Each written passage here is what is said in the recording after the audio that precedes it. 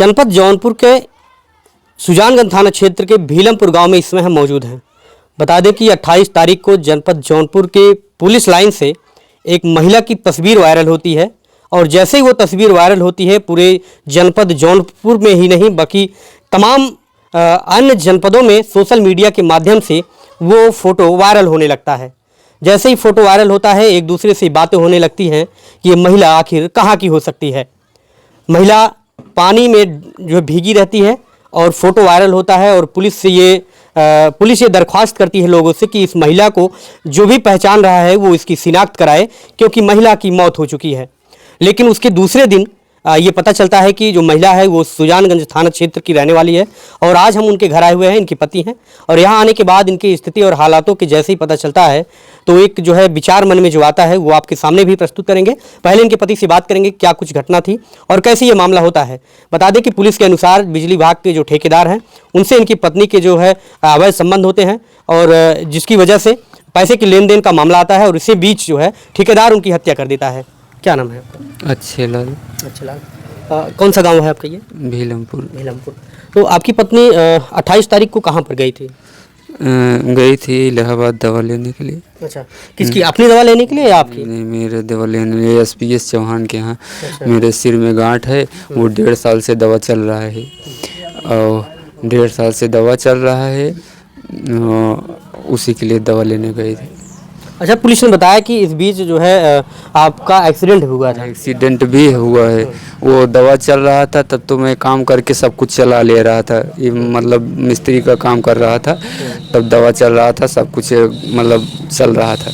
लेकिन जब से एक्सीडेंट हो गया तब से जो है मेरा दवा चलने में मतलब गांव देश नात रिश्तेदार सब भाई एक्सीडेंट में मदद किए, 1.5-2 लाख तो ऑपरेशन हो पाया। कितना दिन हुआ आपका एक्सीडेंट हुए? वो 19 दिसंबर 2024 में। 2024 में आपकी जो है एक्सीडेंट हो जाती है? हाँ, 8-9 महीने हो गए। अच्छा, आपकी शादी कब हुई थी? 2011 में। 2011 में। कितने बच्चे हैं आपके? दो लड़कियां हैं। कितनी एज है उनकी? एक 9 साल की है, एक 4 साल की है। अच्छा, जब एक्सीडेंट हो जाता है उसके बाद क्या कामकाज कर पाते हैं? कुछ काम करते हैं? किस तरीके से आपका दवा दर्द चलता है? सब काम नहीं कर पा रहे हैं, बस घर पे बैठे हैं, चल रहे हैं, रियाज कर रहे हैं, मतलब डंडे लेके चल रहे हैं। और जो देखभाल पूरा करती थी वो मेरी पत्नी करती थी, वही मतलब गांव से तो मैं किसी से मांगता था, गांव वाले हमारे इतने ठीक हैं, जिस से कह देता पैसे मतलब दे देते थे और ससुराल रिश्तेदारियों से भी पैसा मतलब व्यवस्था हो जाता था, ऐसे ही चल रहा था। सोचिए कि इनकी जो पत्नी है वो लगातार हादसे के बाद इनका दवा इलाज, बच्चों की देखरेख और इनके देखरेख, जो सर में गांठ है उनकी भी दवा की जो सारी कुछ जो देखरेख होता था वो इनकी पत्नी करती थी।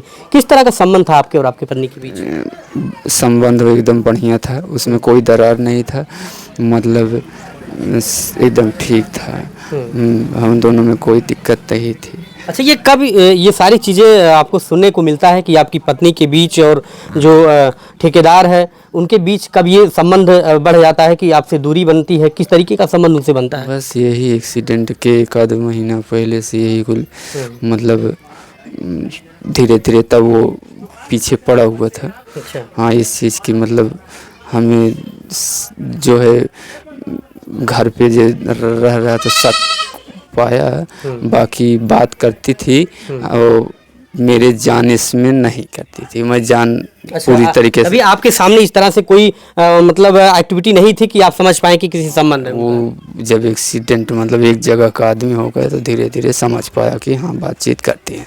अच्छा, उनके प्रेमी का क्या नाम है? टिंकू सिंह बताते हैं, वेद प्रकाश टिंकू। अच्छा, कहाँ के रहने वाले हैं? बदलापुर का। अच्छा, बदलापुर के रहने वाले थे। अच्छा, ये आपके क्षेत्र में वो बिजली जो है कुछ काम रहा होगा तो यहीं पे लाइट का काम करते थे। अच्छा। तो ये कब ये आपको पता चलता है कि ये हादसा हो गया है और आपकी पत्नी का जो है मौत हो चुकी है? हादसा वही मतलब उन कितने तारीख 28 को गई थी, उसी रात में मतलब 9 बजे तक बात हुआ था। उसके 10-15 मिनट बाद फिर फ़ोन लगाया तो स्विच ऑफ हो गए, तो हमने शक के दौरे पर आ गया कि वो अपने सहेली के यहाँ रुक गई होगी, बस इसी शक पे पड़ा रह गया सुबह तक। और जैसे दोपहर हुआ तो मैं खोजने की कोशिश करा, परेशान होने लगा। तो सब प्रधान जी से अपने बताया, उसने भी फ़ोन वो करे तो बस वही 5 बजे तक हमें उसकी लाश दिखाई ले आए, तो मैं पहचान गया उसी अच्छा, से। फोटो कौन दिखाया था? ये लाइटमैन लाला सिंह। अच्छा, लाला सिंह। हाँ, अच्छा, लाला सिंह आपके गांव के रहने वाले हैं? नहीं, कोंदाहा गांव के रहने वाले हैं, हमारे घर से 3-4 किलोमीटर दूर पे है। अच्छा, तो जो लाइटमैन थे वो और ठेकेदार, उन दोनों का आपस में दोस्ती थी क्या? आपस में हाँ, दोस्ती तो हो गई। लाइटमैन है, दोस्ती तो हो गई। तो आपसे क्या आकर के क्या बताते हैं कि ये फोटो देख लीजिए, आपकी पत्नी है, कौन है? बस हाँ, इतना बताते थे, हमें शक हो गया, हम जो है परेशान हो गया। और उनके ऊपर कोई शक नहीं थे, बस मैंने इसी शक में अपन बताया कि इन्होंने हमें दिखाई दिया बस। अच्छा, उसके बाद जो है पुलिस आपसे पूछताछ क्या करती है? पुलिस क्या कार्रवाई करती है उसके बाद? पुलिस पूछताछ किया और मुजरिम बयान किया, अब थाने में बंद के अब किया है जो कार्रवाई करे हो। हमसे पैसे की मांग करती थी, हाँ। हमारे ऊपर दबाव बनाती थी। अच्छा, आप शादीशुदा हैं? जी सर। तो कैसे आपसे उससे संबंध कैसे हो गया? हम वही ठेकेदारी करते थे, मतलब हम अपना पोल गाड़ते थे सर, अच्छा, वही मुलाकात हुई। क्या नाम है आपका? वेद प्रकाश सिंह टिंकू से, कहाँ के रहने वाले हैं? कोही के बदलापुर कोही। बदलापुर के। तो पुलिस ने आपको कहाँ से पकड़ा? घर से, घर से ही? तो हत्या के बाद आप भाग गए थे? वहाँ सर चले आए थे। कोई आपका एक सहयोगी भी है? सहयोगी मतलब हेल्प किए थे, कौन? हमारे मित्र ही हैं। क्या नाम है उनका? काका। उनकी मोटरसाइकिल है? जी, पूरा नाम क्या है उनका? सोनू काका, सोनू चतुर्वेदी काका। कोई पछतावा है आपको? नहीं सर, पछतावा क्या है, जब गलती की है सर, सजा तो होगा ही। अब कार्रवाई तो भाई सज़ा मिलनी चाहिए, नहीं सज़ा तो मिलनी चाहिए। अभी आपका इलाज जो है कैसे हो रहा है, क्या स्थिति है? इलाज इस टाइम बंद है, आज 4 दिन से बताते रहे, सब दवा ववा सब उसके साथ में, तो उसका मोबाइल साथ में था। मोबाइल और दवा कुछ पता ही नहीं चल रहा है। मैंने 2-3 बार साहब से पूछा और बताओ, बिगड़ गए मेरे ऊपर, कह रहे हैं कि सब धीरे धीरे बताएंगे। हमको चलो ठीक है। अच्छा, अच्छा, आपकी पत्नी जो है इलाहाबाद पहुंच चुकी थी, ये दवा ले चुकी थी कि वो जो है पहले वहां मुलाकात करने चली जाती है? नहीं, दवा ले चुकी थी, दवा ववा सब मोबाइल वाल साथ में था उनके। हाँ, बल्कि जो है यहाँ से गहना वहना पहनी थी, पायल वायल पहनी थी, और सब।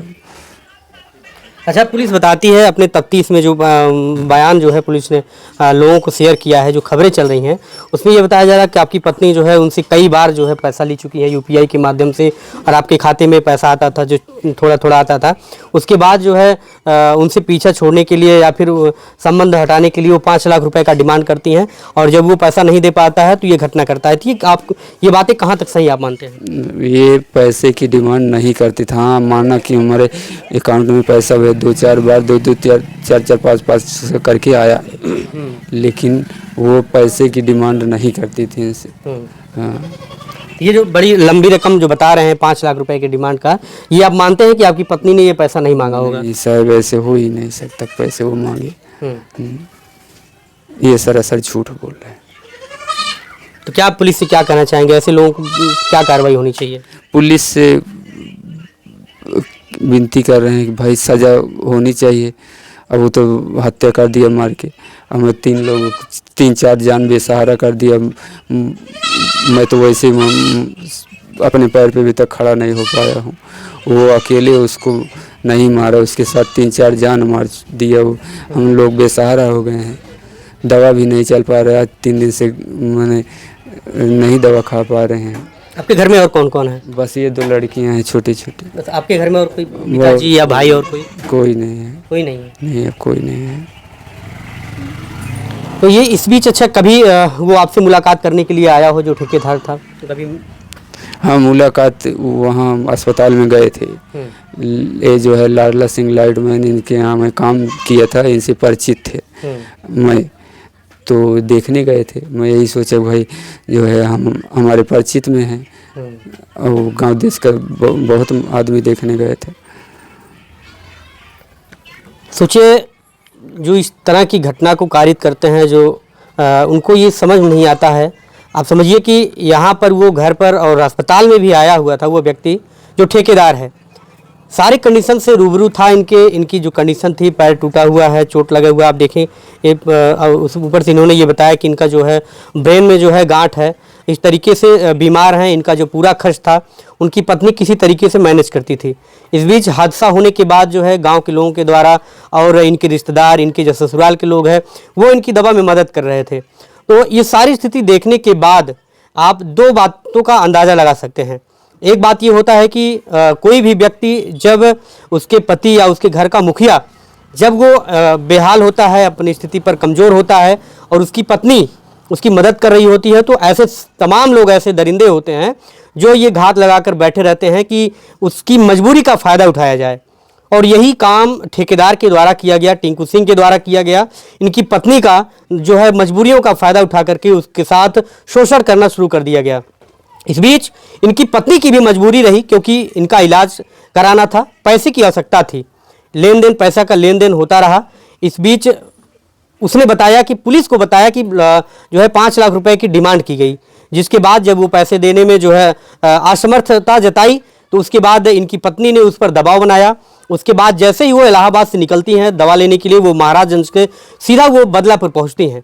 बदलापुर पहुंचने के बाद क्या कुछ जद्दोजहद होती है, क्या कुछ इन दोनों के बीच में बातचीत होती है कि ठेकेदार के द्वारा इनकी पत्नी की हत्या कर दी जाती है और उसके बाद उनको पे फेंक दिया जाता है। दूसरे दिन जब पुलिस के द्वारा उनकी तस्वीर वायरल की जाती है, तो उसके बाद खबर ये निकल करके आता है कि जो ठेकेदार है उसके द्वारा ही हत्या की गई है। हालांकि पुलिस ने 24 घंटे के अंदर ही जो उसके गुनाहगार हैं, जो हत्यारे हैं, उनको गिरफ्तार किया गया है। फिलहाल अभी इस हत्या में कितने लोग शामिल हैं ये अभी कंफर्म नहीं हो पाया है।